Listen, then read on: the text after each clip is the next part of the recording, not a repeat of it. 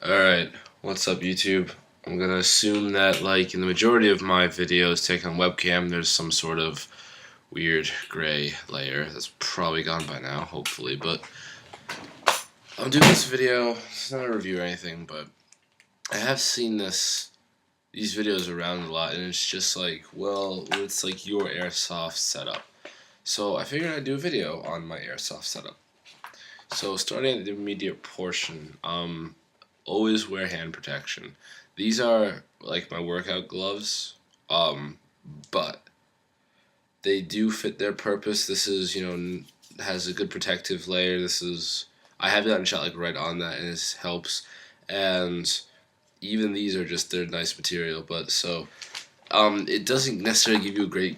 It's like not meant to give you a good grip, but it does provide some traction. But for the purpose of the video, I'm just gonna thought I'd point those out. I'm just gonna take them off though, since they're not really important. Alright, so I guess starting at where it counts is the gun.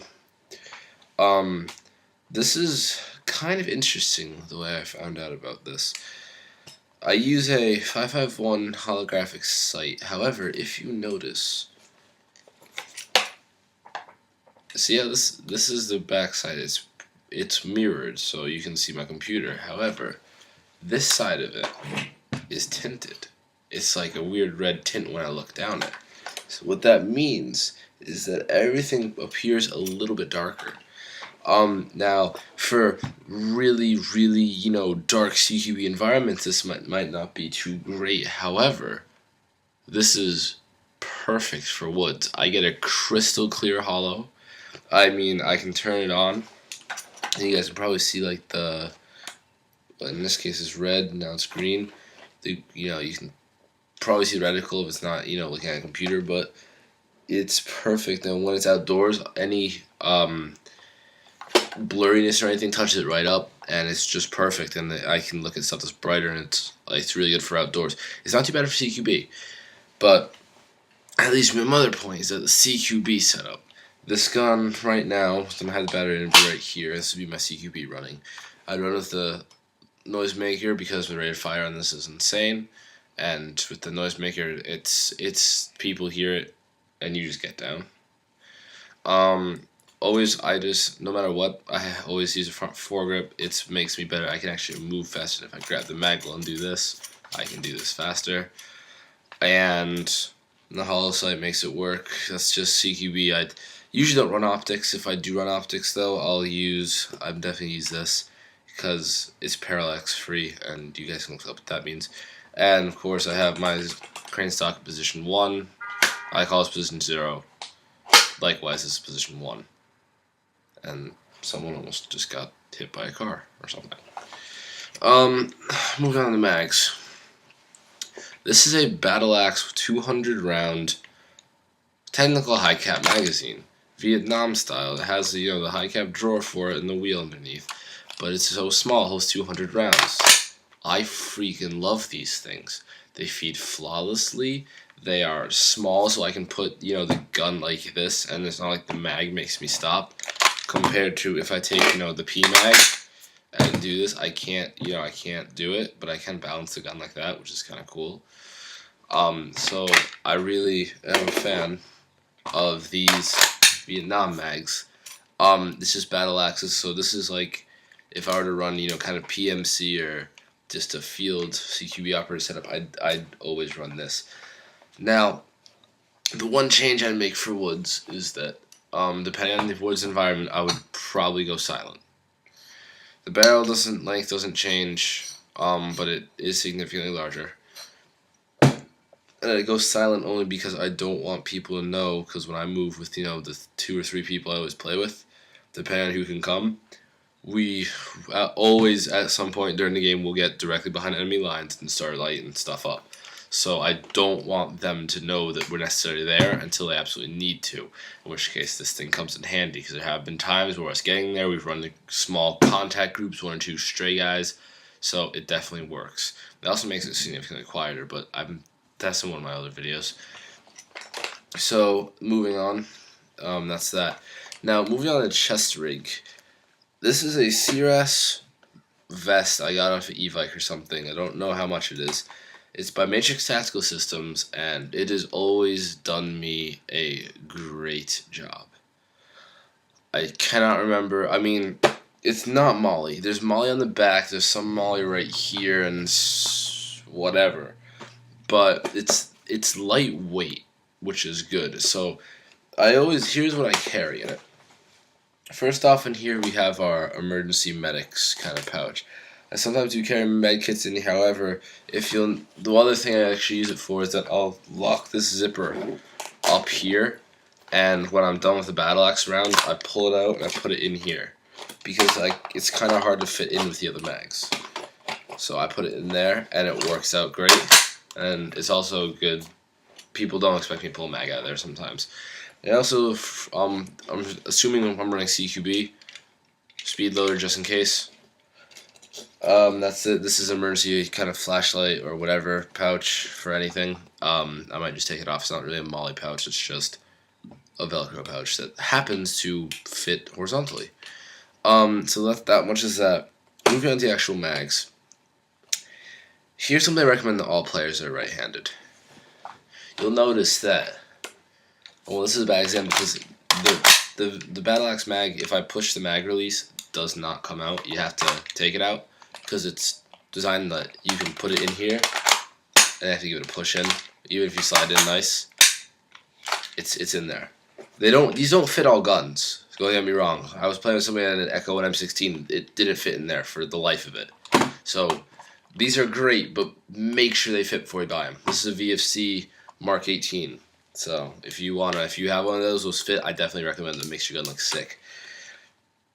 Assuming that we are using a magazine and it ran out. Let's say we're using 120 round mid cap. Now, if you're shooting and you're out, here's what I do. I don't stand there and be like, oh, hold on.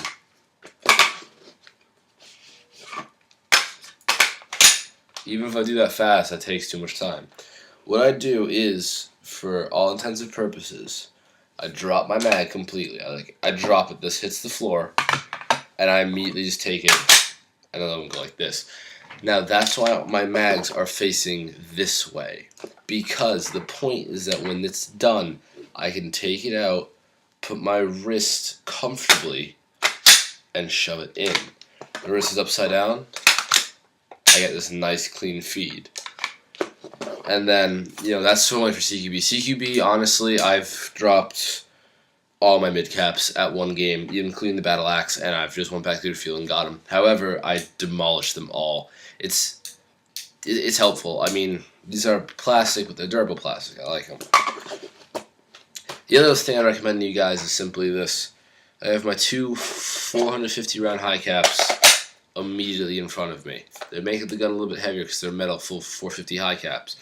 These are immediately in front of me, as in the closest response to my gun at this position would be these mags. Not these mags, so maybe these mags, but these mags.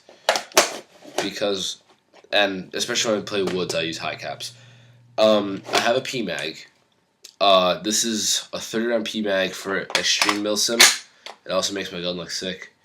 But this is just, I keep this in a pocket by itself. This pocket is a little bit tighter than the rest, so I can't fit, I can fit two, but you just can't fit this in with anything unless you have another Vietnam style.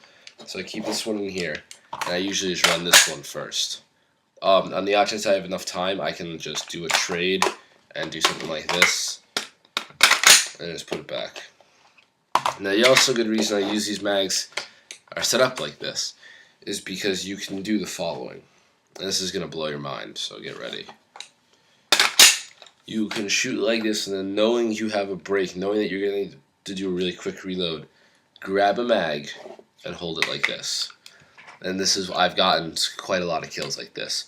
So now, when you're shooting, you hear your tone change, meaning there's no BBs. Take it, flip it. And then at one point, I usually drop this. And then just go again. Now that saves you a few seconds, and it works no matter what you have. I can go from PMag to regular mid-cap, works fine. I can go from PMag to, regular mid-cap to PMag. I personally hold them upside down, I have seen players hold them kind of at an angle like this, but I don't feel like this is enough sturdy enough. And then they just do a clean switch. But then there's not enough room to drop this unless you know it's going to hit you. And I usually do that while moving. So, something to not just think about.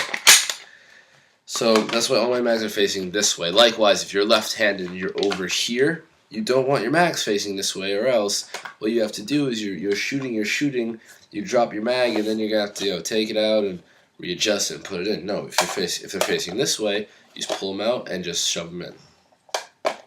So it's a tip to all you guys out there that use M4 or any type mags really, that have a slight curvature to them, like M4 mags, as you can see, and are right-handed, or left-handed really. I mean, you guys probably just figure it out.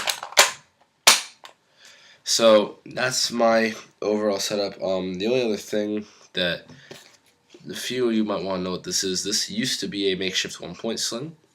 It actually broke because it was a piece of crap. So when I get a real 1-point sling, there's a grab handle back here. I'm gonna loop it through there, have it so it's kind of balanced and it's putting weight that way, and I'm gonna use that. So I just literally everywhere I'm going, I had a freaking 1-point slings, man. I need them. I need a 1-point sling. Like seriously, got a good place that sells them. Let me know. That's about that. I wear Warrant Officer. That's the long story behind that. It's an emergency tool. I usually carry tools in here because when I use my SCAR, I'll do a video how to get a 9.6 on the SCAR. You have to physically unscrew it and take the whole back off. Or like, you know what, that makes it sound hard.